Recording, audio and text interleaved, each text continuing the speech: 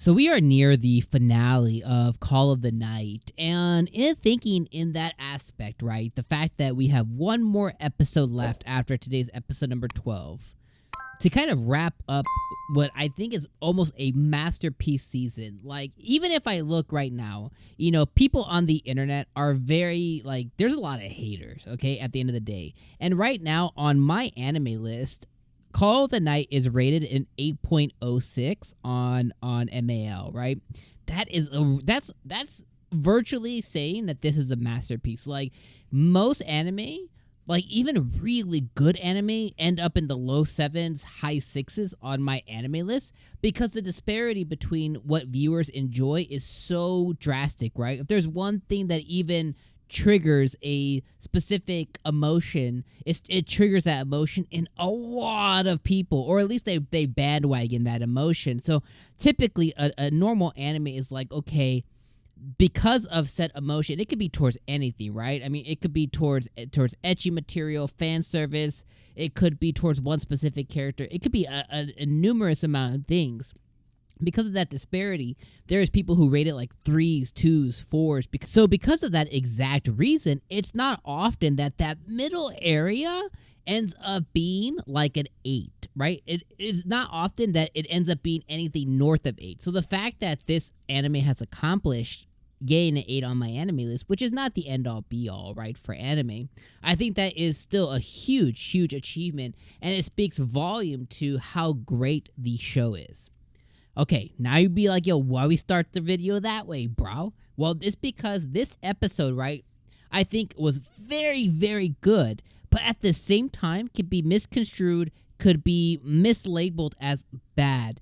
And the reason being is, typically the reason Call of the Night is so good is because you have these colors and graffiti and this ecstasy kind of like episode, right? Like there's typically like it exudes ecstasy, right? Like it exudes this like existential kind of experience with the purples and the blues, and really gives you an idea of looking through the lens of Nazuna, looking through the lens of Ko during these episodes, right? And it is contrasted by how the night actually is, and it is made extremely evident when you have our detective, right?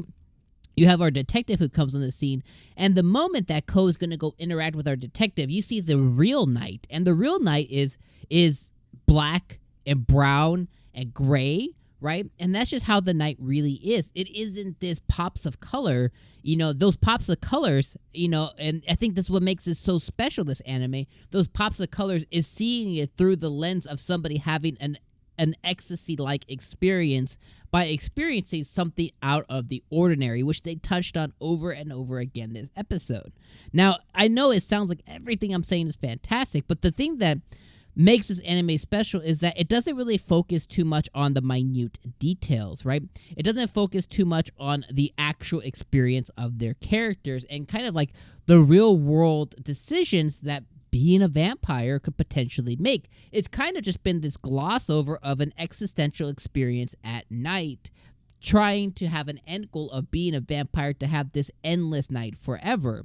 Now, I think what's going to make this anime special for me on a personal level is them actually diving into this very serious topic of why be a vampire? Why be a vampire?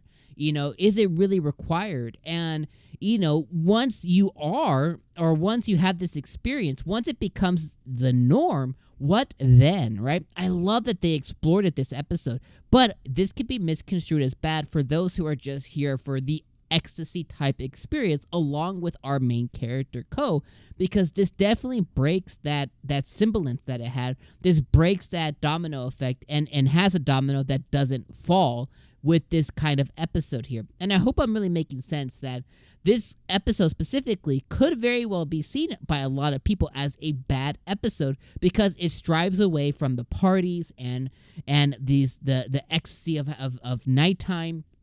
and the purples and the blues and just vibing, right? Just having a vibe out along with the characters. It strays away from that narrative and instead it moves over to a narrative that is real. And like, what if this was real? What if this is your life now?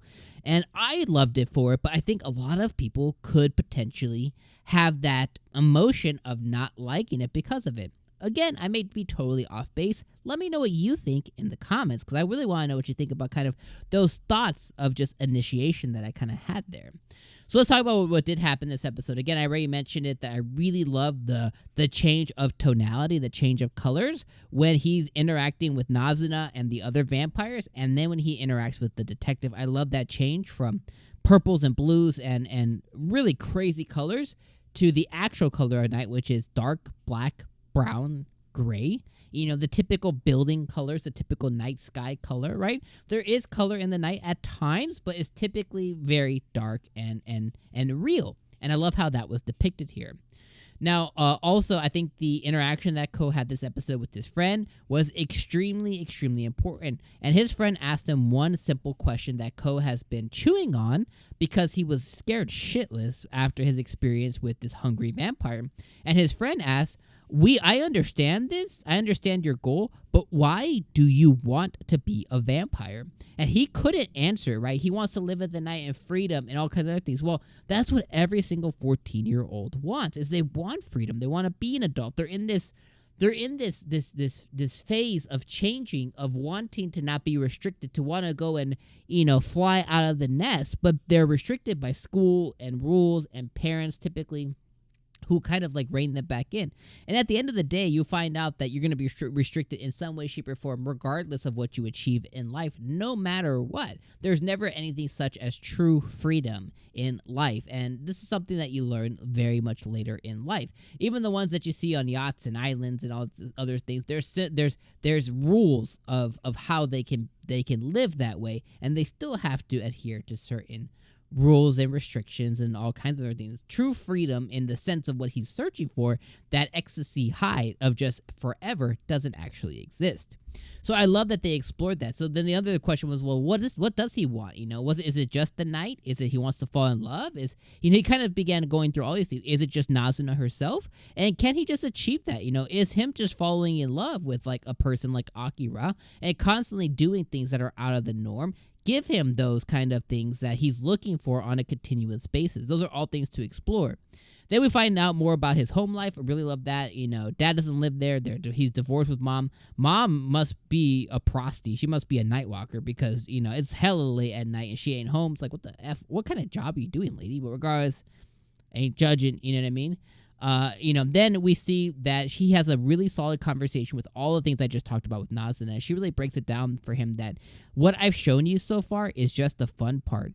The reality is, and she put it in the best way possible that could be explained to somebody, especially somebody who's 14 years old. And that's why I love the writing of this anime, is because it's so real. She explained it as like, okay, today you go, maybe not him specifically, but at one time you went, you got up in the daytime, you went to school. That became ordinary. You began to, explore at night, and you got this high off of it, right? And that high of the first night, you haven't felt again. Is that right? He's like, well, yeah. And she was like, the reason that you felt that way was because it was so unordinary. But on your 10th, your 100th night, that nighttime now is now ordinary. You know what to expect. The drunks, the people walking the nights, the thing, it begins to lose its color. And the reason is because it becomes ordinary. She was like, you're not going to have fun all the time. Eventually, it'll just become like the daytime was, but at night. And he's like, well, why didn't you tell me that? She was like, because I wanted you to experience the fun part, and I wanted to selfishly experience it myself through you. So now he has to deal with a real thing of what you've been looking for isn't real.